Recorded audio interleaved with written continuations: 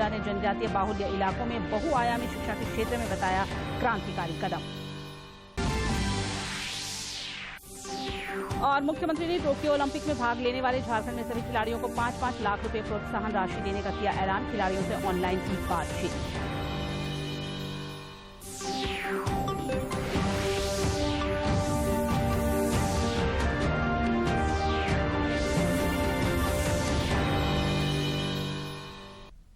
नमस्कार, खबरें झारखंड में आपका स्वागत है। मैं हूं निशा दीपिका सोरेन और समाचारों में आगे बढ़ने से पहले ये संदेश। देश भर में 18 वर्ष से अधिक आयु के सभी लोगों के लिए सरकारी केंद्रों में निःशुल्क टीकाकरण अभियान चलाया जा रहा है। दूरदर्शन आप लोगों से अपील करता है कि कोविड रोधी टीका जरूर लगवाएं। कोरोना महामारी के प्रति कोई भी लापरवाही न बरतें। जब तक आवश्यक न हो घर से बाहर न निकले और इन आसान उपायों का पालन करें। मास्क लगाएं, 2 गज की सुरक्षित दूरी बनाए रखें, बार बार हाथ धोएं और चेहरा साफ रखें। कोविड से संबंधित जानकारी और मार्गदर्शन के लिए राष्ट्रीय हेल्पलाइन काम कर रही है। इनके नंबर हैं 011-2397-8046 और 1075। इसके अलावा राज्य हेल्पलाइन नंबर 104 डायल कर समस्या का त्वरित समाधान लिया जा सकता है। और अब समाचार विस्तार से। कोरोना संक्रमण की चेन को तोड़ने के लिए राज्य में जारी स्वास्थ्य सुरक्षा सप्ताह के तहत आज रात 8 बजे से सोमवार की सुबह 6 बजे तक वीकेंड लॉकडाउन की व्यवस्था प्रभावी रहेगी। इस दौरान जरूरी सेवाओं को छोड़कर सभी गतिविधियों पर पाबंदी रहेगी।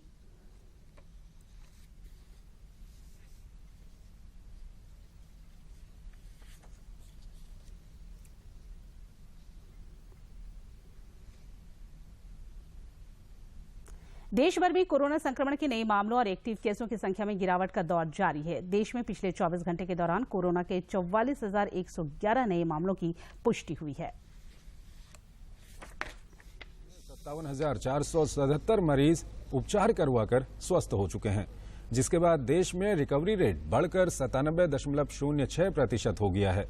सक्रिय मामलों की संख्या गिरकर कुल संख्या 4,95,533 हो गई है। साप्ताहिक पॉजिटिविटी रेट वर्तमान में 2.50% है और दैनिक पॉजिटिविटी रेट 2.35% हुआ, जो लगातार 26 दिन से 5% से कम बना हुआ है। इधर झारखंड में सामूहिकता की ताकत के आगे कोरोना की लगातार हार हो रही है और राज्य भर में अब कोविड के मात्र 831 सक्रिय मामले बचे हैं। राज्य में पिछले 24 घंटे में 111 लोगों ने कोरोना को शिकस्त दी है, जबकि इस अवधि में कोविड के 88 नए संक्रमित मिले हैं। अच्छी बात यह रही कि इस अंतराल में पूरे राज्य में कोरोना से एक भी मौत नहीं हुई है।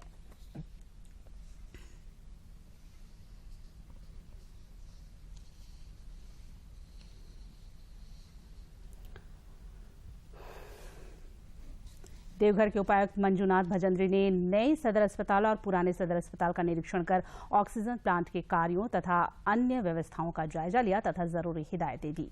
इस दौरान उन्होंने संबंधित अधिकारियों और एजेंसी को ऑक्सीजन प्लांट के कार्यों को 1 हफ्ते में पूर्ण करने का निर्देश दिया।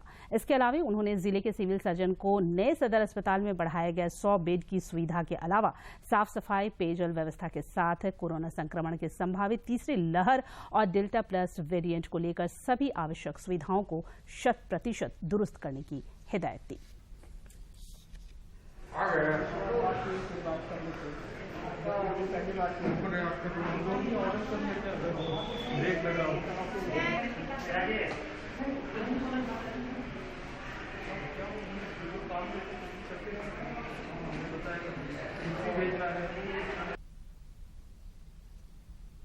देश में पिछले 24 घंटे में कोरोना वायरस की 43,99,000 से अधिक लोगों को वैक्सीन लगाई गई, जिसके बाद कुल वैक्सीनेशन का आंकड़ा बढ़कर 34,46,11,291 हो गया है।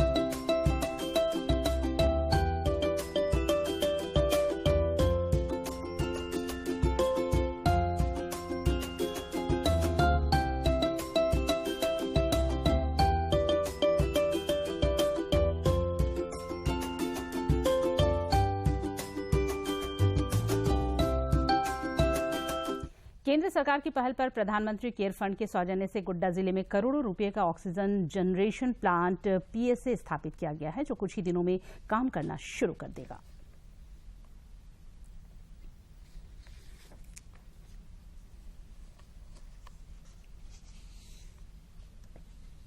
देश में कोरोना की दूसरी लहर के दौरान ऑक्सीजन की जबरदस्त मांग बढ़ी थी, जिसके मद्देनजर अब देश भर में ऑक्सीजन जनरेशन प्लांट पीएसए स्थापित करने का काम जोर शोर से चल रहा है, ताकि मरीजों की जरूरतों को पूरा किया जा सके।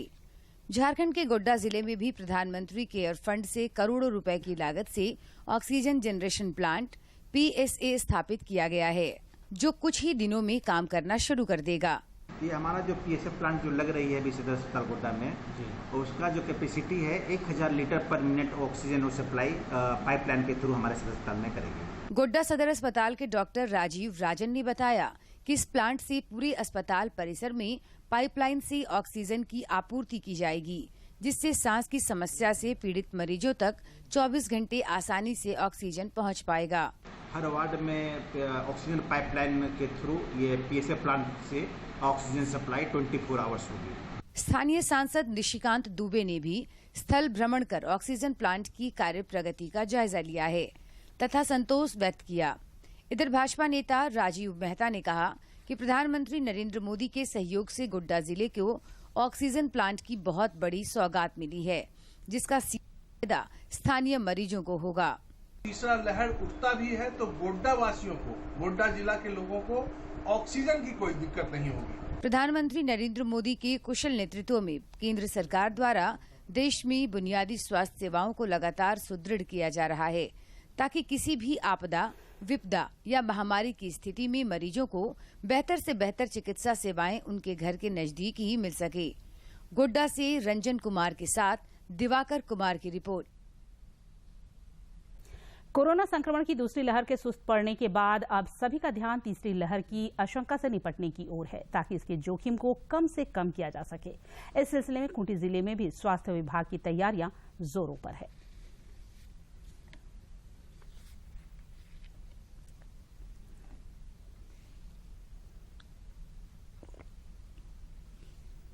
कोरोना संक्रमण की तीसरी संभावित लहर से निपटने के लिए खूंटी स्वास्थ्य विभाग द्वारा जिले में बने कोविड सेंटर में बच्चों की देखभाल के लिए अलग से कमरे बनाए गए हैं। साथ ही सदर अस्पताल स्थित कुपोषण उपचार केंद्र को भी बच्चों के आईसीयू के रूप में तब्दील किया जा रहा है, जहां बच्चों के लिए 30 बेड सुरक्षित कर दिए गए हैं।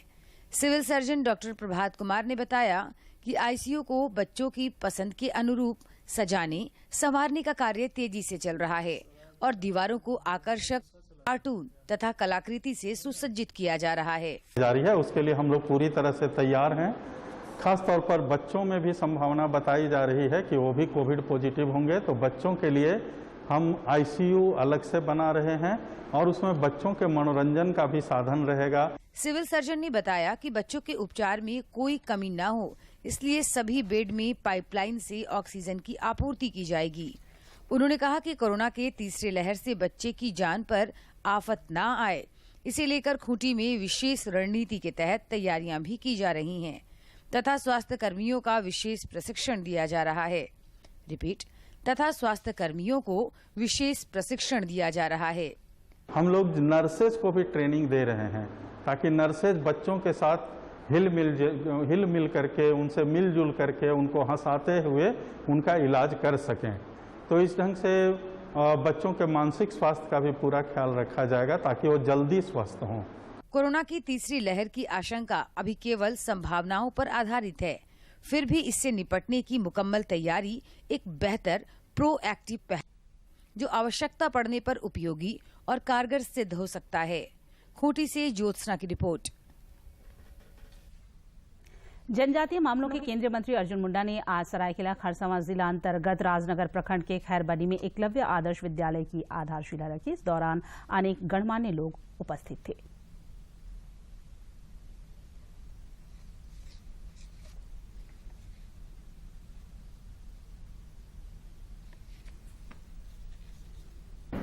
केंद्र सरकार ने जनजातीय समुदाय के बच्चों को बहुआयामी शिक्षा देने के वास्ते एकलव्य विद्यालय का प्रारूप प्रस्तुत किया है। जिस पर देश भर में काम शुरू हुआ है। जनजातीय मामलों के केंद्रीय मंत्री अर्जुन मुंडा ने सरायकेला खरसावां जिला अंतर्गत राजनगर प्रखंड के खैरबनी में एकलव्य आदर्श विद्यालय की आधारशिला रखी और इसे शिक्षा के क्षेत्र में नई क्रांति बताया। ये मामला यहाँ का नहीं है। यहाँ तो हम इस समय एकलव्य मॉडल स्कूल आदर्श विद्यालय का शिलान्यास करने के लिए आए हैं। माननीय प्रधानमंत्री जी के जनजातीय क्षेत्रों के एक बहुत ही महत्वाकांक्षी योजना है। मुंडा ने कहा कि प्रधानमंत्री नरेंद्र मोदी के विजन पर देश भर में एकलव्य आदर्श विद्यालय की अवधारणा को धरातल पर उतारा जा रहा है। उन्होंने कहा कि खैरबनी एकलव्य आदर्श विद्यालय में 480 बच्चों के पठन पाठन और रहने की व्यवस्था होगी। माननीय प्रधानमंत्री जी के जनजातीय क्षेत्रों के एक बहुत ही महत्वाकांक्षी योजना है। इसमें प्रत्येक विद्यालय में 480 विद्यार्थी पढ़ेंगे और क्वालिटी एजुकेशन होगा। सारी चीजें उपलब्ध कराई जाएगी। इस मौके पर मौजूद राज्य के परिवहन मंत्री चंपई सोरेन और सांसद गीता कोड़ा ने भी एकलव्य आदर्श विद्यालय की पहल का स्वागत किया और इसके ढांचागत संरचना को निर्धारित समय के भीतर मुकम्मल करने पर जोर दिया ताकि स्थानीय बच्चे इसका लाभ उठा सकें। अच्छा सुविधा पढ़ाने मिले ताकि इस प्रदेश के लिए देश के लिए एक पहचान बने। इसलिए आज इसी क्षेत्र में ये राज्य सरकार, मैं आप सभी से ये कहना चाहूंगी कि हम लोगों की जिम्मेदारी बनती है अभिभावक के रूप में कि हम इन सुविधाओं का कैसे लाभ ले पाए, हमारे बच्चों को इस संस्थान तक हम कैसे ले आए, हमारे बच्चे इधर उधर ना भटके। शिलान्यास कार्यक्रम के दौरान विशेष रूप से उपस्थित जनजातीय मंत्रालय अंतर्गत राष्ट्रीय अनुसूचित जनजाति वित्त एवं विकास निगम के चेयरमैन असित गोपाल ने कहा कि इन आवासीय विद्यालयों में बच्चों को गुणवत्तापूर्ण शिक्षा दी जाएगी ताकि उनका सर्वांगीण विकास हो सके। गौरतलब है कि केंद्र सरकार ने देश भर में 452 नए एकलव्य विद्यालय स्थापित करने का निर्णय लिया है, जिसके लिए केंद्रीय बजट में अलग से प्रावधान भी किए गए हैं। इन एकलव्य स्कूलों को सेंटर ऑफ एक्सीलेंस के रूप में विकसित किया जाएगा, जहां खेल के लिए भी अत्याधुनिक सुविधाएं होंगी। सरायकेला खरसावां से अनूप की रिपोर्ट। एकलव्य आवासीय विद्यालय के शिलान्यास से सरायकेला जिला अंतर्गत राजनगर प्रखंड के खैरबानी में बहुआयामी शिक्षा को लेकर नई उम्मीदें जगी हैं और स्थानीय लोग केंद्र सरकार की पहल से खासे खुश हैं। तो बच्चा लोग अच्छा से पढ़ेगा, सीखेगा, एक रोज गांव का विकास होगा, शिक्षित बनेगा। लोग बहुत ही खुश महसूस कर रहे हैं कि यहाँ जो 50,000 से जो आदिवासी सब रहते हैं वहीं पर एकलव्य स्कूल बन रहा, तो यहाँ बहुत अच्छी सुविधा मिल रही है। यहाँ छात्रावास, साथ में रहने के लिए जो स्टूडेंट हैं वो खाने पीना सब फ्री हैं। तो यहाँ मैं उम्मीद चाहूँगा कि जो यहाँ पर आएंगे तो लोग यहाँ अच्छे डिग्री लेके या साइंटिस्ट जो भी जो बड़ा पोस्ट है वहाँ पर अपना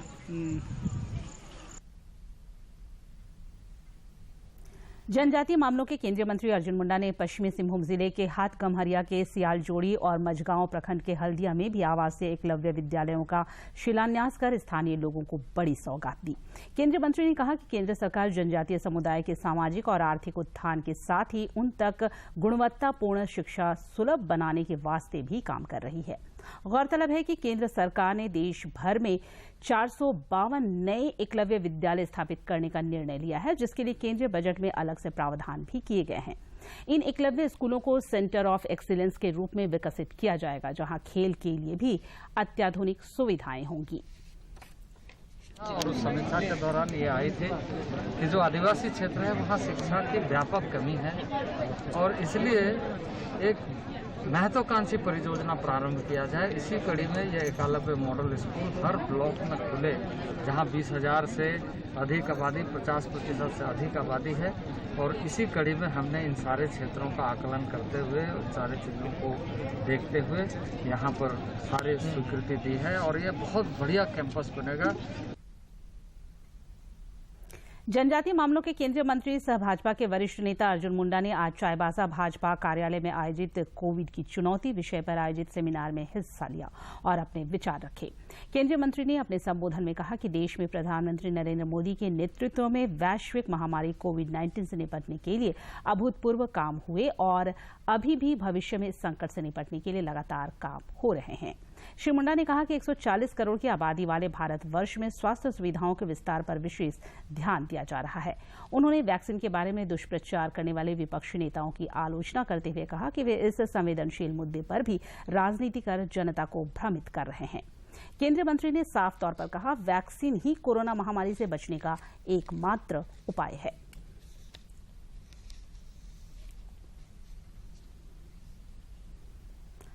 मुख्यमंत्री हेमंत सोरेन ने टोक्यो ओलंपिक गेम्स में भाग लेने वाले झारखंड के सभी खिलाड़ियों को 5-5 लाख रुपए प्रोत्साहन राशि देने की घोषणा की है। मुख्यमंत्री ने आज टोक्यो ओलंपिक में भारत का प्रतिनिधित्व करने वाले झारखंड राज्य के खिलाड़ियों से ऑनलाइन वर्चुअल बातचीत की और उनका उत्साह बढ़ाया। इस संवाद कार्यक्रम में वर्चुअल तरीके से तीरंदाज दीपिका कुमारी और अन्य खिलाड़ी, कोच तथा हॉकी खिलाड़ी निक्की प्रधान और सलीमा टेटे भी शामिल हुई। पहले आप शुरू करें तो ज्यादा अच्छा रहेगा।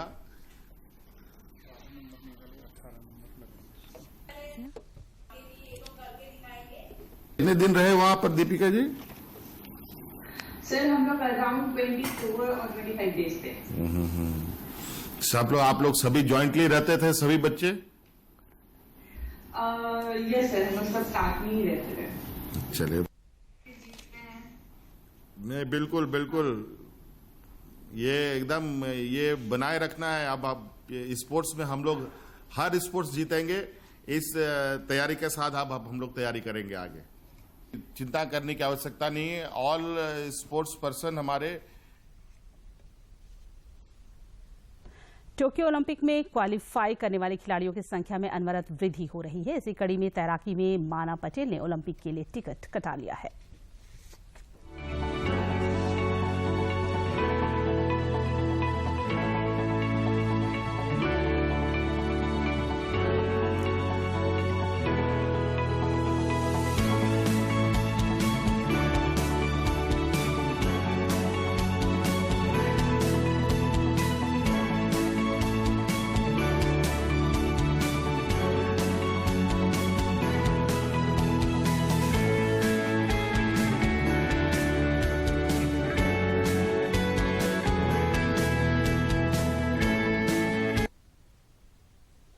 भाजपा अनुसूचित जनजाति मोर्चा के राष्ट्रीय अध्यक्ष सह राज्यसभा सांसद समीर उरांव ने जनजातीय समुदाय के हक हकूक की जोरदार वकालत की है। श्री उरांव ने एक प्रेस वार्ता को संबोधित करते हुए वनाधिकार पट्टा और पेसा कानून के प्रभावी क्रियान्वयन पर बल दिया ताकि जनजातीय समुदाय अपने अधिकारों से वंचित न हो। उन्होंने कहा कि प्रधानमंत्री नरेंद्र मोदी समाज के सभी वर्गों के समावेशी विकास के लिए कृत संकल्पित हैं। पारित किया गया आज जो है 15 वर्ष, इसके बावजूद जो है यह राज्यों में यह नहीं लागू हो पाया है, पारित नहीं हो पाया। इसलिए बार बार हम लोग आग्रह कर रहे हैं केंद्र सरकार से, निवेदन कर रहे हैं। आपको मैं बता दूं कि यहाँ उड़ीसा और महाराष्ट्र के अंदर में रांची समेत राज्य के अनेक हिस्सों में आज भी बारिश का सिलसिला जारी रहा। रांची में दोपहर बाद झमाझम बारिश हुई। मौसम विभाग ने बताया कि पिछले 24 घंटे के दौरान रामगढ़ में सर्वाधिक 43.2 मिलीमीटर वर्षा रिकॉर्ड की गई। विभाग ने अपने पूर्वानुमान में बताया कि वर्षापात का यह सिलसिला आगामी 7 जुलाई तक जारी रह सकता है।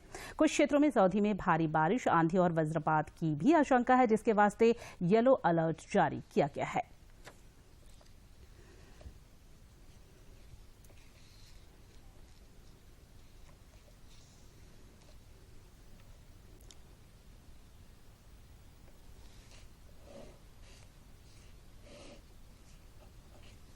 देवघर के उपायुक्त मंजुनाथ भजंत्री और एयरपोर्ट अथॉरिटी के महाप्रबंधक के.एस. विजयन ने आज देवघर के कुंडा स्थित एयरपोर्ट निर्माण कार्य का जायजा लिया। इसके बाद देवघर एयरपोर्ट पर ही समन्वय को लेकर एक बैठक भी हुई, जिसमें विभिन्न विषयों पर चर्चा हुई। इस मौके पर महाप्रबंधक ने बताया कि एयरपोर्ट निर्माण से जुड़े सभी कार्य अगस्त तक पूरे कर लिए जाएंगे। इस दौरान देवघर उपायुक्त ने ड्रेनेज सिस्टम, पेड़ों की कटाई और ग्रामीणों की समस्याओं से महाप्रबंधक को अवगत कराया तथा एयरपोर्ट अथॉरिटी को हर संभव सहयोग का भरोसा दिलाया।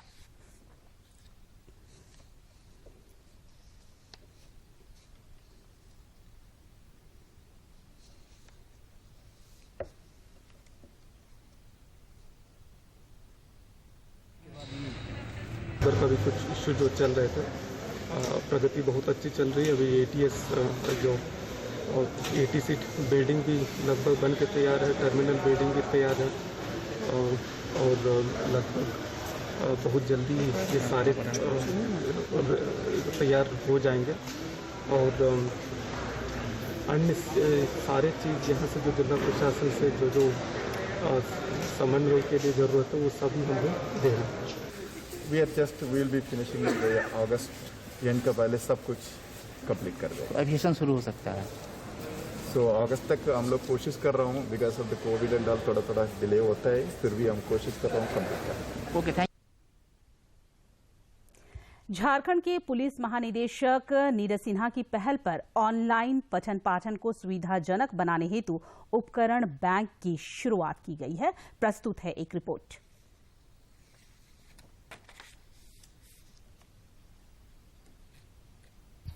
कोरोना काल में शैक्षणिक संस्थान बंद रहने की वजह से बच्चे आजकल ऑनलाइन माध्यम से शिक्षा ग्रहण कर रहे हैं, जिसमें मोबाइल, लैपटॉप जैसे उपकरण अनिवार्य जरूरत हैं। मोबाइल और लैपटॉप अभी भी सभी के पास मयस्सर नहीं है, लिहाजा झारखंड के पुलिस महानिदेशक नीरज सिन्हा ने इन सभी बातों को मद्देनजर रखते हुए राज्य में थाना स्तर पर उपकरण बैंक का विचार प्रस्तुत किया है, जिसकी शुरुआत सिमडेगा में भी हो गई है। इन उपकरण बैंक में लोग अपने पुराने मोबाइल, लैपटॉप और अन्य गैजेट तथा उपकरण दे सकते हैं, जिन्हें पुलिस शिक्षकों की मदद से जरूरतमंद बच्चों तक पहुंचाएंगे। और मेरा आह्वान होगा अपने सिमडेगा जिला के प्रबुद्ध नागरिकों, आम लोगों से, और वो इसमें सहयोग करें। सिमडेगा पुलिस अधीक्षक शम्स तबरेज ने सदर थाने में सामुदायिक पुलिसिंग के तहत उपकरण बैंक की विधिवत शुरुआत करते हुए सबसे पहले अपना एंड्रॉयड फोन जमा किया और अन्य लोगों के समक्ष नजीर पेश की। कि सबसे पहला एंड्रॉयड फोन जो कुछ समय पहले मैंने छोड़ रखा था, उसके चार्जर के साथ मैं आज सिमडेगा थाना प्रभारी सह पुलिस निरीक्षक को सुपुर्द करूंगा। सिमडेगा पुलिस साधन विहीन विद्यार्थियों की मदद में सतत रूप से जुटी है और अभी कुछ दिन पहले जिला पुलिस की पहल पर पुलिस अंकल ट्यूटोरियल काफी लोकप्रिय हुआ था और अब उपकरण बैंक के माध्यम से वंचित बच्चों तक मोबाइल और अन्य जरूरी उपकरण पहुंचाने की कवायद शुरू हुई है, जो निश्चित रूप से सराहनीय है। सिमडेगा से मनोज कुमार सिन्हा, मनु की रिपोर्ट। देवघर में मत्स्य पालन धीरे धीरे लोगों की आजीविका का साधन बनने लगा है। जिले के रोहिणी क्षेत्रों में कई लोग मछली पालन कर आत्मनिर्भर बन रहे हैं।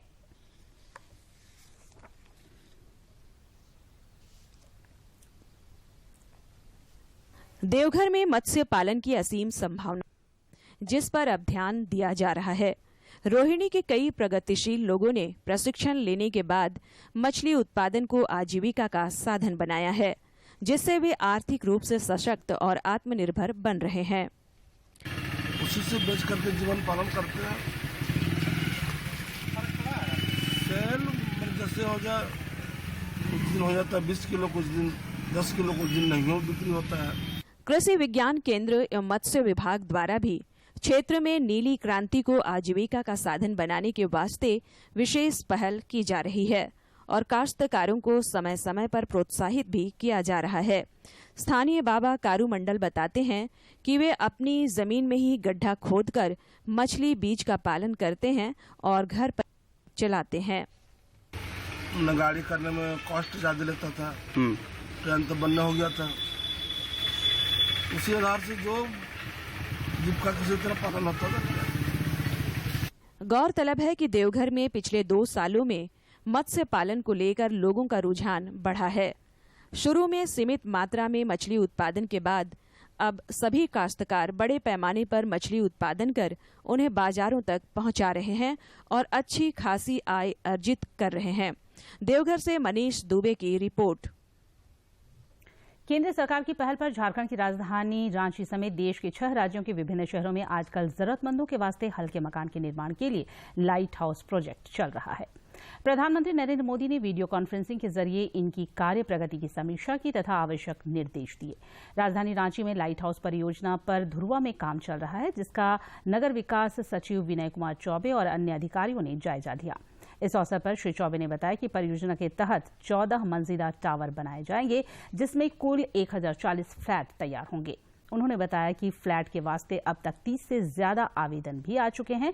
नगर विकास सचिव ने इस दौरान यह भी बताया कि लाइट हाउस प्रोजेक्ट के तहत एक अंतर्राष्ट्रीय स्तर का फुटबॉल स्टेडियम भी बनाया जाएगा। साथ ही साथ एक कम्युनिटी हॉल का भी निर्माण कराया जा रहा है। ड्रीम प्रोजेक्ट है, इसको हम लोग बहुत अच्छे से क्रियान्वित करेंगे और ये पूरे देश में एक बनेगा, विशाल बनेगा। बाबा नगरी देवघर में खेती में मशीनीकरण यानी पैडी ट्रांसप्लांटर तकनीक का इस्तेमाल शुरू हुआ है, जिससे इस बार धान की अच्छी उपज की संभावना है। पैडी ट्रांसप्लांटर तकनीक के माध्यम से धान की फसल की खेती करके किसानों को कोरोना काल में हुई क्षति की भी भरपाई हो सकेगी।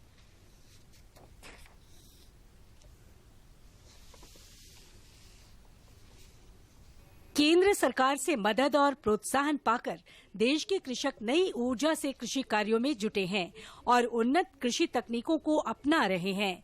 बाबा नगरी देवघर में खेती में मशीनीकरण यानी पैडी ट्रांसप्लांटर तकनीक का प्रयोग शुरू हुआ है, जिससे रिकॉर्ड उपज की संभावना है। देवघर प्रखंड के पुनासी गांव में जिला परिषद उपाध्यक्ष संतोष पासवान के पुश्तैनी खेत में भी इसे आजमाया जा रहा है। इस विधि से खेती करने में किसानों को ज्यादा अभिरुचि जगेगी, क्योंकि अभी पहली बार हो रही है। देखा देखी लोग सीखते हैं और करते हैं, इसमें अधिकतम उत्पादन होने की संभावना है। जिला परिषद उपाध्यक्ष संतोष पासवान ने बताया कि वे पहली बार अपने खेत में इस विधि का प्रयोग कर रहे हैं तथा उन्हें अच्छी पैदावार की भी उम्मीद है। उन्होंने अन्य किसानों को भी इसे अपनाने का सुझाव दिया। धान का जो बिहन होता है उसकी रुपाई हो रही है उन्नत टेक्नोलॉजी के द्वारा। आप देख रहे हैं कि जमीन पर खेत में उसको पहले पूरा कादो किया गया, दही के रूप में उसको जमाया गया, उसके ऊपर में प्लास्टिक दिया गया, उसके बाद फ्रेम दे करके हम लोग उस पर बिचड़ा डाल रहे हैं। कंपनी के संचालक नीलेश झा ने बताया कि बिहार में पैडी ट्रांसप्लांटर तकनीक काफी प्रचलित है और अब देवघर जिले में लगभग 250 एकड़ में इसका प्रयोग हो रहा है। देवघर से मनीष दुबे की रिपोर्ट। संसद का वर्षाकालीन सत्र 19 जुलाई से शुरू हो रहा है। संसदीय कार्य मामलों की मंत्रिमंडल समिति ने संसद का मानसून सत्र 19 जुलाई से 13 अगस्त तक चलने की सिफारिश की थी। 20 कार्य दिवसों वाले इस सत्र के दौरान कई विधेयक पेश किए जाने की संभावना है। दूरदर्शन झारखंड पर पल पल की खबरों से जुड़े रहने के लिए आप हमारे social media platform Twitter, Facebook और यूट्यूब से जुड़ सकते हैं, क्योंकि खबरों से जितना बाखबर रहना जरूरी है, उससे ज्यादा जरूरी है सटीक, संतुलित और निष्पक्ष समाचार। हमारा ट्विटर हैंडल और फेसबुक पेज है डीडी न्यूज झारखंड। आप हमें YouTube channel Jharkhand DD news पर भी देख और सुन सकते हैं। और अंत में मुख्य समाचार एक बार फिर।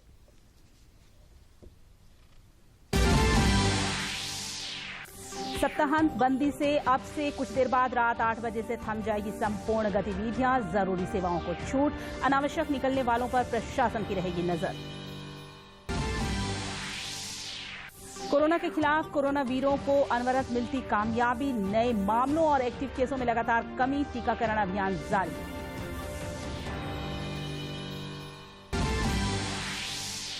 पश्चिमी सिंहभूम और सरायकेला में 3 एकलव्य विद्यालयों का हुआ शिलान्यास। केंद्रीय मंत्री अर्जुन मुंडा ने जनजातीय बाहुल्य इलाकों में बहुआयामी शिक्षा के क्षेत्र में बताया क्रांतिकारी कदम। और मुख्यमंत्री ने टोक्यो ओलंपिक में भाग लेने वाले झारखंड के सभी खिलाड़ियों को 5-5 लाख रुपए प्रोत्साहन राशि देने का किया ऐलान। खिलाड़ियों से ऑनलाइन की बातचीत।